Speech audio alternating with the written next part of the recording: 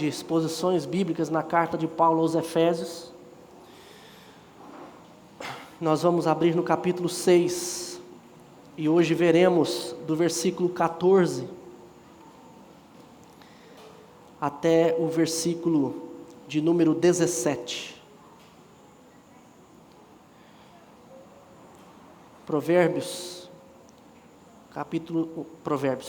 Efésios, capítulo 6, do versículo 14 ao 17. Domingo passado, eu falei sobre o nosso inimigo, e eu abordei duas questões. Quem é o nosso inimigo e como fazer para vencê-lo? Foi sobre isso que eu falei no domingo passado. E nós vimos que o nosso inimigo não é carne nem sangue. Nós não lutamos contra homens, mas nós lutamos contra principados e potestades, contra dominadores deste mundo tenebroso, contra forças espirituais do mal. E eu disse a vocês que o nosso inimigo, ele é astuto, ele é maligno, ele é poderoso. E sempre que nós acharmos que o nosso inimigo é o nosso irmão, é o nosso cônjuge, são pessoas do nosso país, nós estamos nos enganando. Porque o nosso verdadeiro inimigo são as forças espirituais. É o diabo, nosso adversário. E ele usa de muitas artimanhas. Ele pode usar a nós mesmos para sermos tropeço na vida de outros irmãos. Ele pode usar irmãos para serem tropeço nas nossas vidas, para nos tirar do sério, o nosso orgulho se levantar e então nós cairmos e pecarmos por conta do nosso orgulho, da nossa soberba, da amargura que muitas vezes vivemos, enfim. Tudo o que nós fazemos de ruim advém de uma guerra espiritual, e nós então precisamos entender isso. O nosso adversário é poderoso, é maligno, é astuto. E para nós vencermos esse adversário, eu falei para vocês que então nós precisamos nos revestir de toda a armadura de Deus. Nós precisamos nos fortalecer no Senhor, tomar toda a armadura que está no Senhor Jesus. E nessa noite então, eu quero tratar com os irmãos exatamente sobre essa armadura, sobre este equipamento. Nós vamos ver aqui que nós precisamos lançar mão daquilo que o Senhor Jesus já nos colocou à disposição. E é importante nós entendermos então como é essa armadura, como é esse equipamento que precisamos para a batalha. E é isso então que nós vamos aprender aqui, nós vamos ver do versículo 14 ao versículo 17. Diz assim: Estai, pois, firmes, cingindo-vos com a verdade e vestindo-vos da couraça da justiça.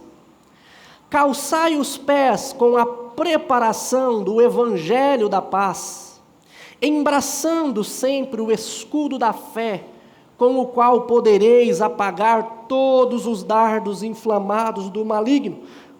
Tomai também o capacete da salvação e a espada do Espírito, que é a palavra de Deus. Nós vemos aqui então 6 elementos que compõem a armadura que devemos usar contra as forças espirituais do mal.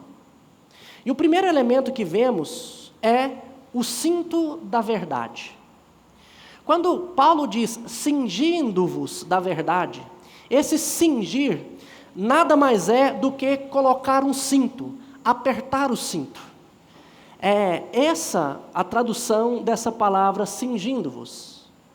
O cinto, principalmente para o soldado, era aquilo que sustentava toda a sua armadura. E Paulo então está dizendo aqui que aquilo que vai sustentar a nossa armadura deve ser a verdade de Deus. Deve ser a verdade revelada nas Escrituras.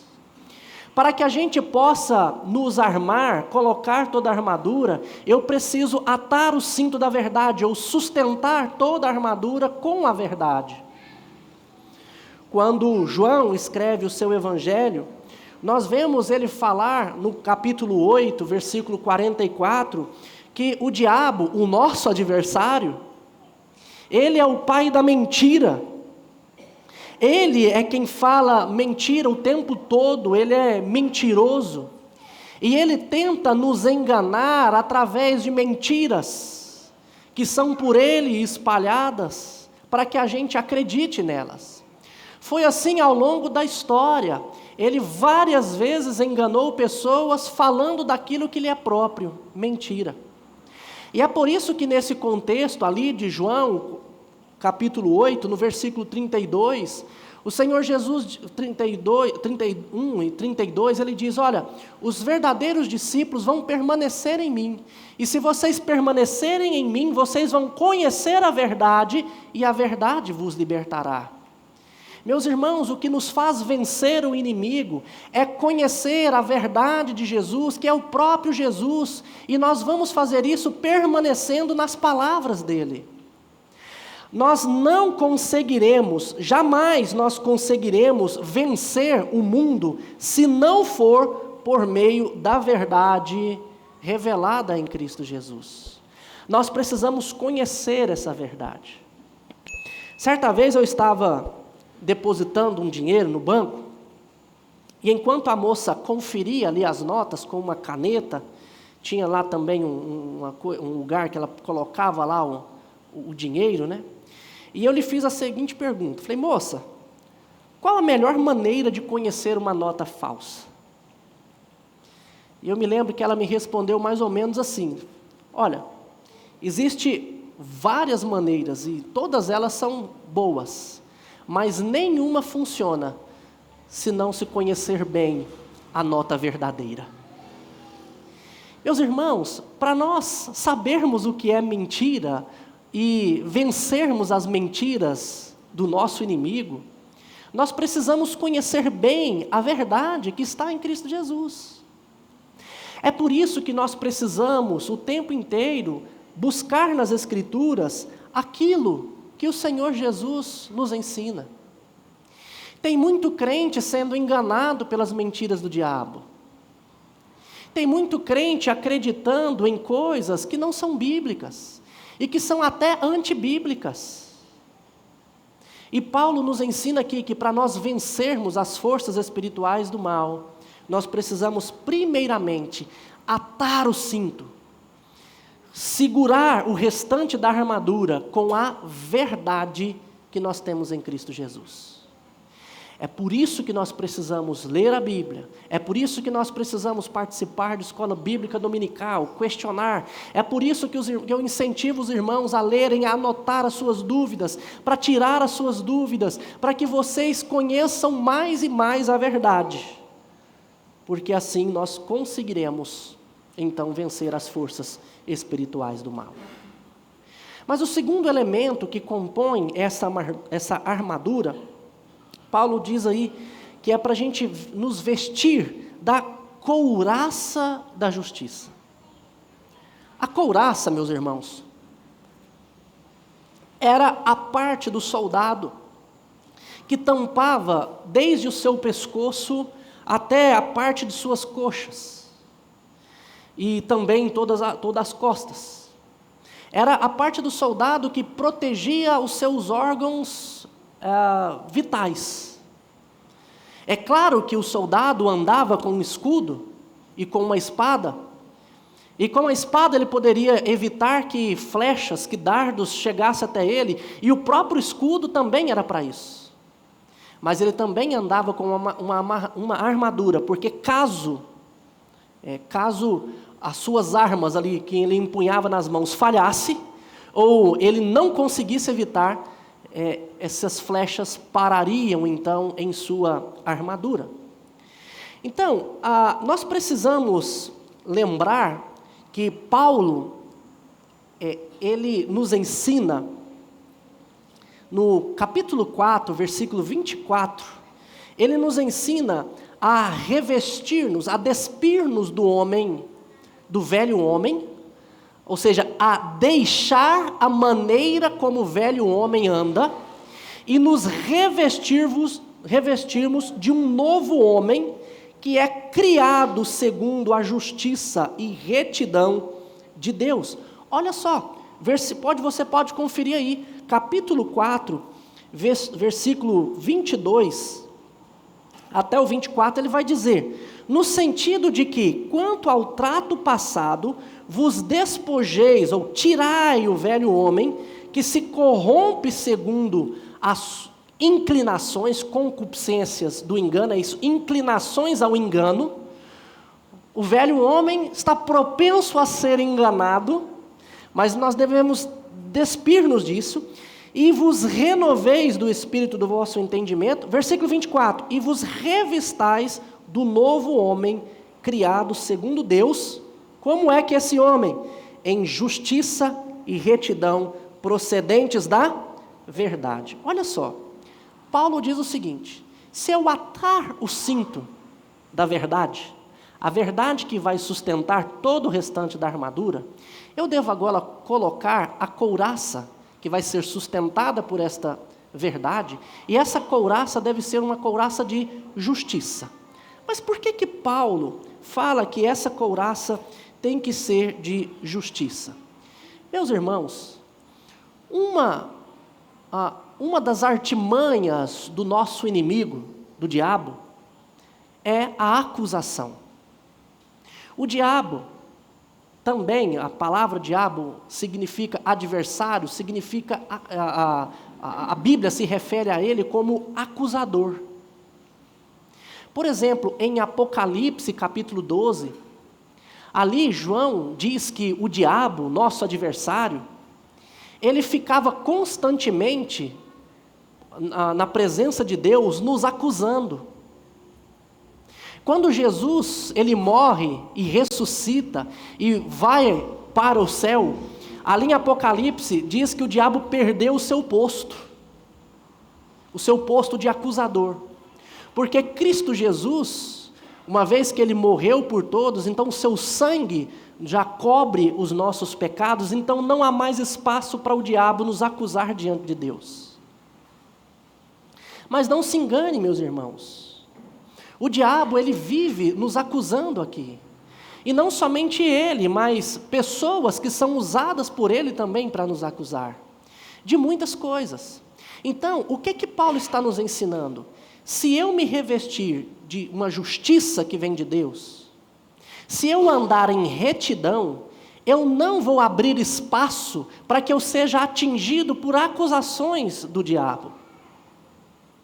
Meus irmãos, quando um crente, ele deve na praça e não paga, ele abre motivo para outras pessoas acusarem e denegrir o nome de Cristo, dizendo: aquele cara é crente e não paga. Quando um cristão, ele vive na rua, olhando a mulher alheia e fazendo aquilo que não deve fazer com relação a isso, as pessoas vão olhar para ele e vão dizer: aquilo ali é um crente, mas que vive de olho na mulher dos outros. Quando um crente anda na rua e se relaciona com os outros e não vigia a sua própria boca e vive falando coisas que não deveria, as pessoas vão dizer o quê? Olha lá, o servo de Cristo. Observe então que nós precisamos proteger-nos contra estas acusações, e a maneira de fazermos isso é andarmos em retidão. É por isso que Paulo nos diz para colocar a couraça da justiça, para que ninguém tenha com que nos acusar, porque ao fazer isso, meus irmãos, nós estaremos comprometendo o nome de Cristo Jesus, o nosso Senhor. Eu sempre digo que o Senhor Jesus ensinou aos seus seguidores que eles seriam maltratados, injuriados por causa do seu nome, ou seja, o nome de Cristo.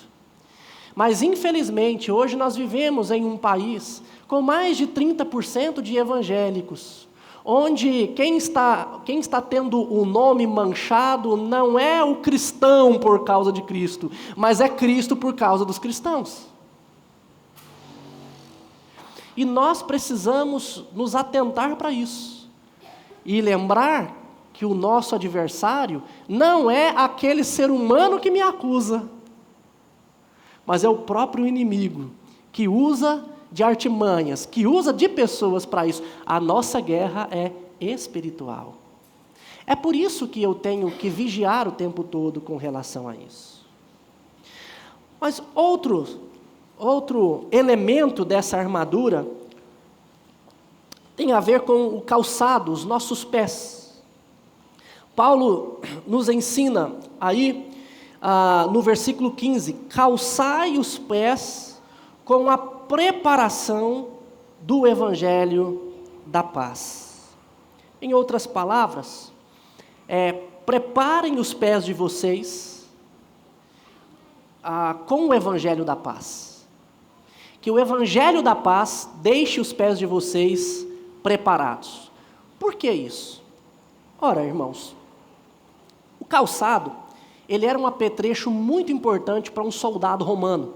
A gente tem que entender que Paulo está usando aqui uma armadura romana para explicar como que nós devemos nos proteger. E o calçado era muito importante, porque o calçado, ele dava tanto firmeza para o guerreiro guerrear, quanto também agilidade para ele se mover. Então não adiantaria nada ter uma armadura muito poderosa, forte, resistente, e espadas, armas muito boas, se ele não tivesse agilidade. E aqui Paulo, então, ele vai dizer que este evangelho deve nos deixar assim, preparados. Que esse evangelho tem que nos trazer firmeza onde nós estamos e agilidade para nos movermos. E esse evangelho é o evangelho que nos traz paz. Em outras palavras, meus irmãos, Paulo está dizendo que nós devemos estar preparados para lutar contra as forças espirituais do mal, para fugir de situações que precisamos, e o que vai nos dar agilidade e segurança para isso é entendermos o evangelho que nos traz paz. O evangelho da paz. Irmãos, quando nós estamos perturbados com alguma coisa, nós não conseguimos trabalhar direito, nós não dormimos direito, nós não conseguimos fazer as coisas que precisamos fazer corretamente. Mas quando a gente está em paz, que a gente está tranquilo, então a gente consegue desenvolver. Eu consigo raciocinar melhor, eu consigo executar melhor o meu trabalho, aquilo que eu sei fazer. Mas eu posso ser uma pessoa muito habilidosa, se eu não tiver paz, eu não vou conseguir desenvolver aquilo que eu faço de maneira tão hábil, por conta que tem algo que me tira a paz. E o evangelho, meus irmãos, é aquilo que veio trazer paz ao nosso coração. Romanos, capítulo 5, versículo 1. Romanos, capítulo 5, versículo 1 diz: justificado, pois, mediante a fé, temos paz com Deus, por meio de Cristo Jesus. Fé em quê? Em Jesus. Fé naquilo que Ele veio fazer. Quando eu entendo o que Cristo fez por mim, quando eu entendo que hoje eu estou seguro nas mãos de Deus, que agora Deus não está irado comigo, mas Ele está em paz comigo, por meio desta fé que eu tenho em Cristo Jesus, isso me dá conforto, me dá segurança.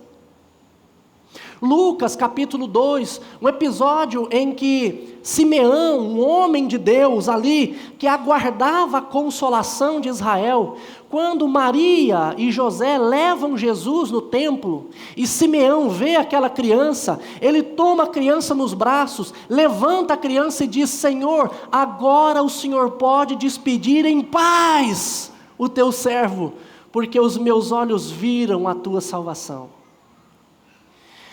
Meus irmãos, tem muitos ensinos que colocam peso sobre as costas das pessoas, que faz as pessoas viverem com medo aqui na terra, medo de ir para o inferno, medo de ser deixado para trás. Tem uma série de livros, né, que 3 desses livros se tornaram em filme, aquele Deixados para Trás. É muito bacana ver tudo aquilo ali. Mas aquilo causa um medo na gente, de ser deixado para trás. Meu Deus, a qualquer hora o Senhor Jesus pode vir, e se eu for deixado? Irmãos, nós não seremos deixados por Cristo Jesus em lugar nenhum. João capítulo 6, versículo 37, Jesus diz: todo aquele que o Pai me dá, esse virá a mim, e o que vem a mim de maneira nenhuma o lançarei fora, pelo contrário, eu o ressuscitarei no último dia.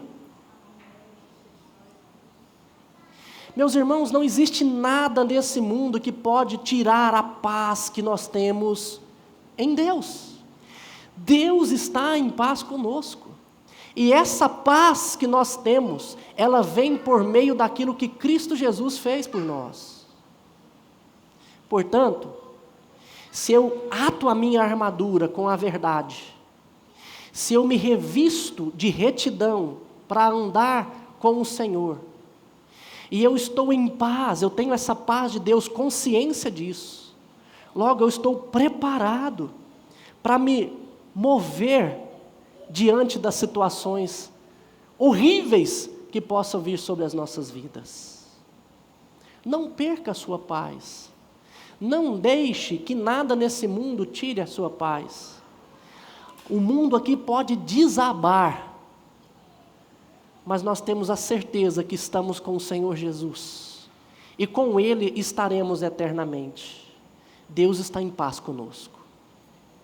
Mas um quarto elemento que nós vemos, trata-se do escudo da fé. O escudo da fé.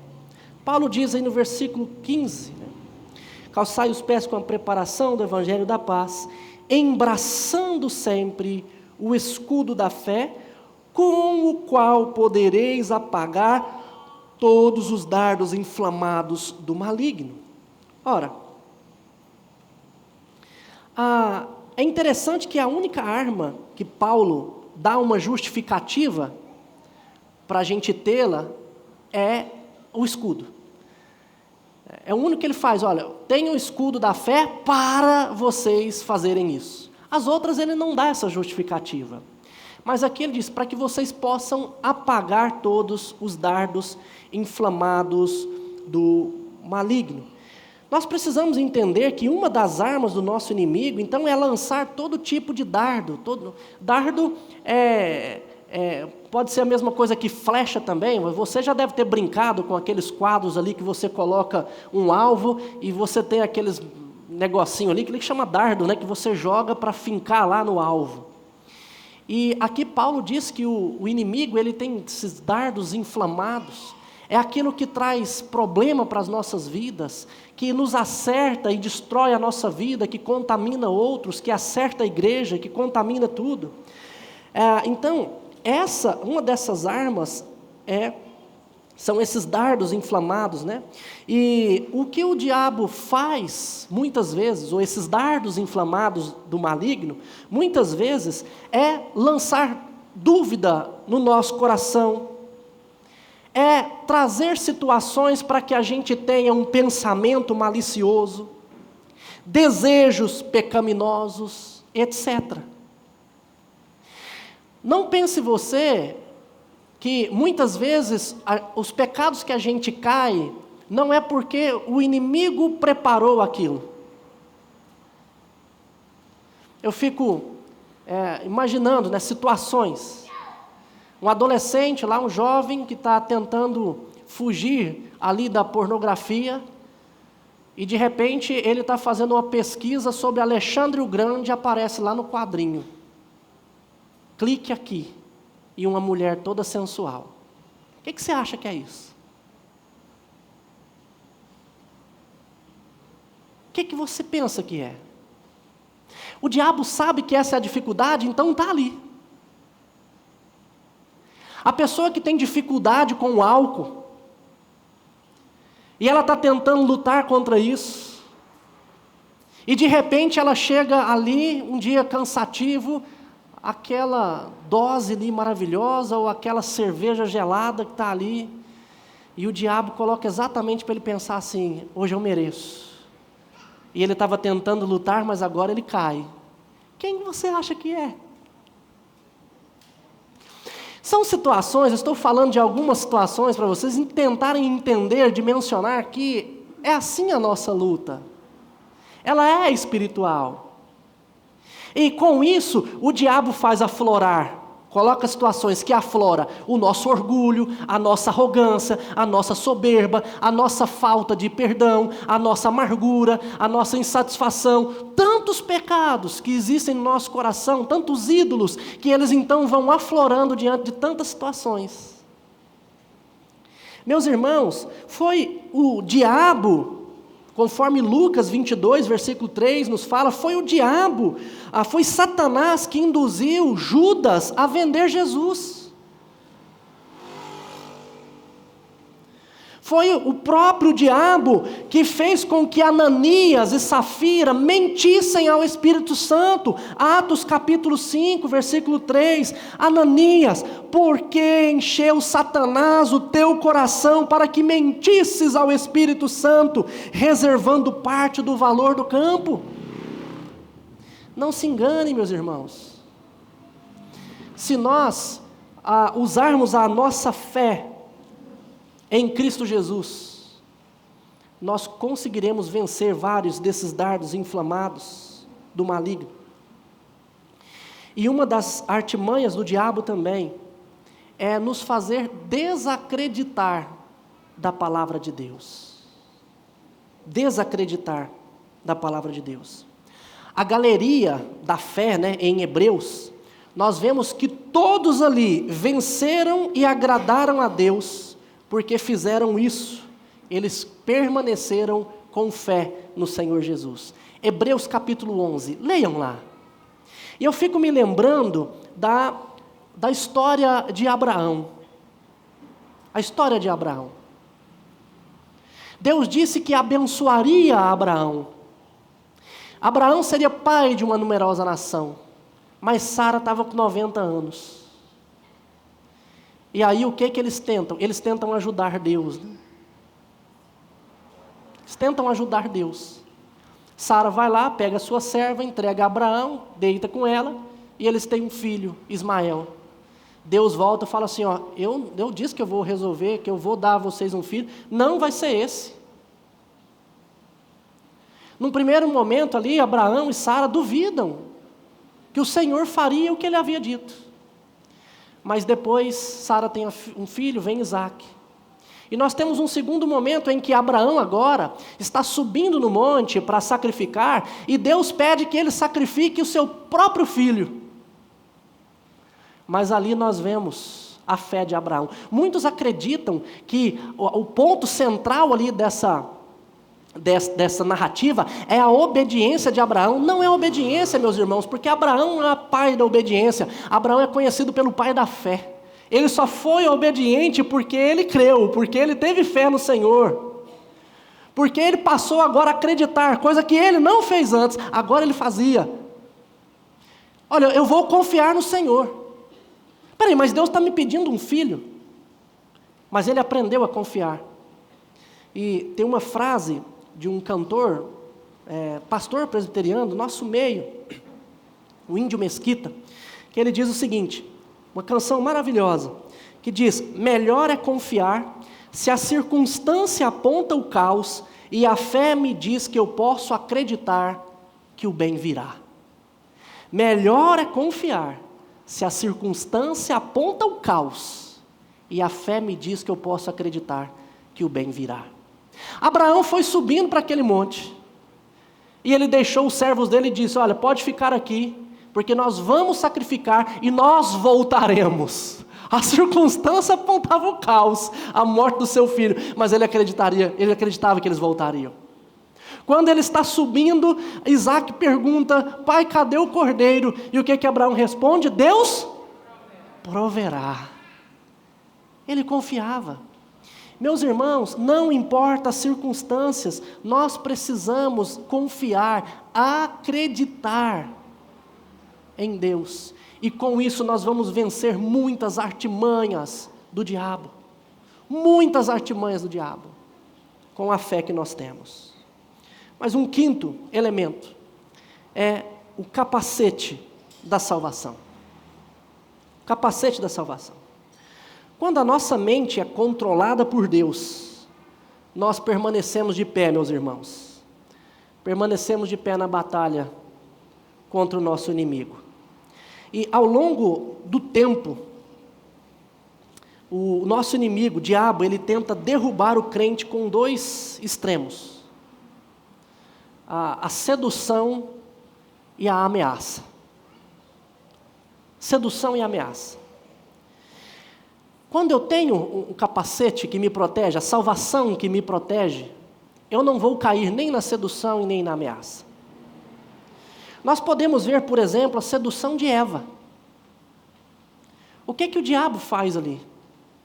Ele seduz com o fruto, colocando em dúvida a palavra de Deus. Eva vê que aquela fruta era agradável aos seus olhos, e ela prefere a sua independência do que a confiança em Deus. E nós vemos isso ao longo da Escritura. Mas em outro momento nós vemos o diabo tentando as pessoas com ameaças, como por exemplo, os amigos de Daniel e os mártires da igreja do Império Romano. Os amigos de Daniel estavam de pé e disse: não nos curvamos diante do rei. Olha, se vocês não se curvarem, vocês vão para a fornalha ardente. Ameaça.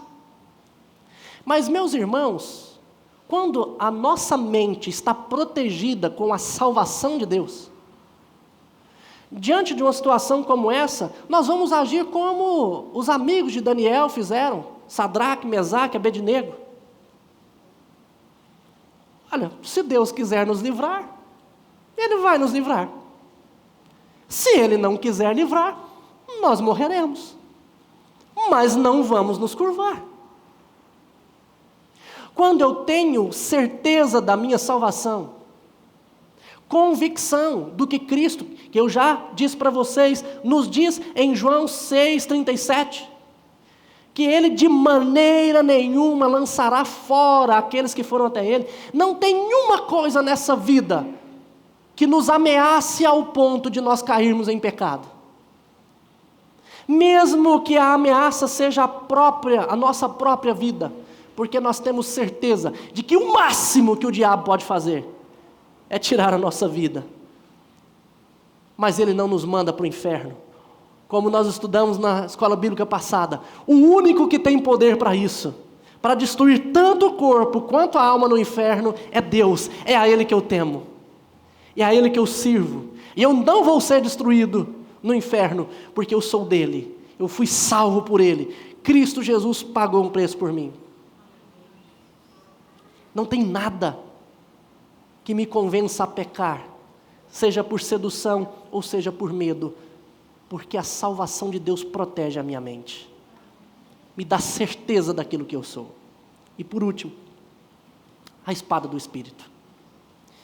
Veja, a verdade que segura toda a armadura, a retidão que me reveste, porque se os outros forem me acusar, isso não vai pegar em mim, porque eu estou protegido com a retidão. Os pés ágeis e seguros e firmes, porque eu entendi o Evangelho que me traz paz. O escudo que protege contra as investidas do diabo, contra as acusações do diabo. O capacete que protege a minha mente. E a espada do Espírito, que me ajuda nas batalhas a avançar, a vencer o inimigo. Espada do Espírito, meus irmãos. O que seria a espada do Espírito? Tem um grande teólogo, né? Falei dele hoje de manhã. Até parece que hoje eu estou lendo só ele, né? Mas é um grande teólogo, inclusive, né? Que é influenciador do nosso pensamento, calvinista, né? João Calvino. ele dizia o seguinte, que a Bíblia é a escola do Espírito pela qual ele nos ensina. Grave isso. A Bíblia é a escola do Espírito pela qual ele nos ensina. Como assim, pastor? João 14, 26, quando Jesus está dizendo que ia deixar os seus servos ali, órfãos por um tempo, mas não por muito tempo, ele diz o seguinte: mas o Consolador, o Espírito Santo, a quem o Pai enviará em meu nome, esse vos ensinará todas as coisas e vos fará lembrar de tudo que vos tenho dito. Meus irmãos, o Senhor Jesus deu ensinamento aos seus discípulos, aos seus apóstolos. Os seus apóstolos registraram os ensinamentos de Jesus, enviaram cartas às igrejas com os ensinamentos de Jesus, e essas cartas chegaram até nós, os evangelhos chegaram até nós, tudo aquilo que o Senhor Jesus nos disse. E o Senhor Jesus diz que uma das funções do Espírito Santo é nos fazer lembrar de todas as palavras que Ele nos diz. Por que Calvino diz que a Bíblia é a escola do Espírito pela qual Ele nos ensina? Meus irmãos, tem muito crente achando que assim, ele vai meditar e o Espírito Santo vai falar com ele. Tem uma charge muito boa que eu gosto, que eu podia ter colocado aqui, mas esqueci, agora que me veio à mente. Que é uma pessoa ali ajoelhada e orando e dizendo assim: Deus, fala comigo. Aí está lá a mãozona de Deus lá de cima com a Bíblia na mão, falando assim: tama. Como é que Deus fala conosco? Por meio da Escritura, meus irmãos. Deus pode mover o meu coração, me dar um sentimento? Pode. Deus pode usar um sonho para Ele me convencer de uma coisa? Pode. Mas a maneira natural, regular, corriqueira que Deus age, que Deus ensina e que Ele fala conosco é por meio da Bíblia, da palavra dEle. Eu costumo dizer o seguinte: eu até acredito quando alguém vem falar assim, que Deus me fez sonhar com isso. Porque eu precisava, eu até acredito. Depois dele ter lido a Bíblia várias vezes, buscado do Senhor, se a Bíblia não falar com ele, aí eu posso até acreditar que Deus falou com sonho, digamos assim. Pastor, o senhor é muito cético. Não. Sabe por quê? Eu tenho certeza que se nós formos um leitor da Escritura, um estudioso da Escritura, o Senhor vai falar conosco em todos os momentos da nossa vida que nós precisarmos. Eu tenho convicção disso. Mas agora, às vezes, a gente tem ou preguiça, ou um certo receio de estudar a Escritura. Às vezes eu não entendo muito bem, e então eu deixo. Mas, meu irmão, não se engane. A espada do Espírito é a palavra de Deus. Se você não maneja bem a palavra de Deus, você não vai conseguir vencer o seu inimigo em muitas situações. É por isso que eu sempre incentivo a leitura, falo para os irmãos: leiam, não deixem de ler a Escritura. É por isso que eu falo para vocês constantemente: não se importem, não deixem de me mandar mensagem que seja, perguntando: pastor, me explica isso. Eu vou ajudar vocês naquilo que for necessário nesse sentido. Ajudá-los a entender, mas é necessário que vocês leiam.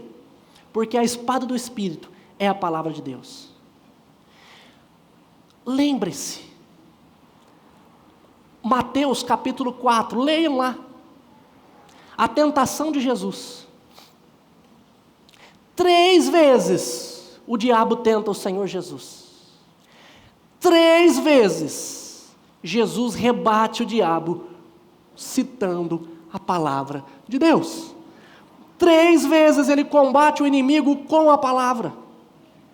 Nós precisamos fazer isso. Olha que maravilha isso. Você viu que equipe maravilhosa isso aí? Olha lá. É exatamente isso, meus irmãos. Fale comigo, Senhor. Está ali. a Bíblia, o Senhor vai falar conosco. É por meio da Escritura que nós vamos vencer isso. Eu estava até pensando esses dias, de repente a gente incrementa isso aí. Nós todos os meses postamos lá a leitura bíblica, né? Incentivamos, depois terminar o ano, a gente entrega ali, vem aqui à frente, entrega o certificado de quem leu a Bíblia. Eu estava até pensando o seguinte, não sei se vai dar certo, mas de repente até dá. Estou pensando em fazer um dia no mês, online mesmo ali, uma reunião para quem está lendo a Bíblia, um dia só de tirar dúvidas dos textos que vocês leram durante o mês. Vocês vão lendo, anota lá, e nós reunimos lá, vamos ver se dá certo isso, de repente. Um dia na semana. Se é uma segunda-feira, 8 horas da noite, vai ser um dia de nós encontrarmos e tirar essas dúvidas. E quem está lendo, talvez isso incentive vocês ainda mais a ser um leitor da Escritura. Porque, meus irmãos, o que vai nos ajudar a vencer é a palavra de Deus. A espada do Espírito é a Escritura Sagrada. Portanto, meu querido, entenda, nosso inimigo, ele é maligno, ele é poderoso, ele é astuto. E a maneira de eu vencê-lo é tomando toda essa armadura, me revestindo dessa armadura, me fortalecendo no Senhor. E essa armadura, então, como vocês viram, eu preciso sustentá-la com a verdade, cingir da verdade, o cinto da verdade. Eu preciso me revestir com a retidão que eu aprendo nas Escrituras. Eu preciso estar preparado, entendendo esse evangelho que me traz paz. Eu preciso estar com um escudo que me protege dessas investidas do inimigo, seja com sedução, seja com ameaça. Eu preciso colocar o capacete da salvação que protege a minha mente. Nada vai me seduzir, nada vai me ameaçar, nada vai impedir que eu continue olhando para Cristo Jesus. E a espada do Espírito, que é a palavra do Senhor. Se nós nos revestirmos disso, eu tenho certeza, convicção, de que nós vamos vencer o nosso inimigo. Amém? Vamos colocar de pé. Deus, eu quero agradecer ao Senhor, porque o Senhor provê para nós os meios de nós conseguirmos vencer o nosso inimigo. Nos ajude, Deus, nos ajude a nos fortalecermos no Senhor, a lançar mão dessa armadura que o Senhor nos ensina e a nos revestir dela, para que assim a gente possa vencer a batalha. Sabemos que o Senhor já nos garante a vitória, mas sabemos que se nós não nos revestirmos desta armadura, nós vamos sofrer aqui, nós vamos sofrer com as investidas do nosso inimigo. Então, Deus, nos ajude a assim fazermos. E agora, irmãos, que a graça do nosso Senhor e Salvador Jesus Cristo, que o amor de Deus, o Pai, e que a eterna comunhão do Espírito Santo repouse sobre vós, hoje e para todo sempre, até que Cristo volte. Amém.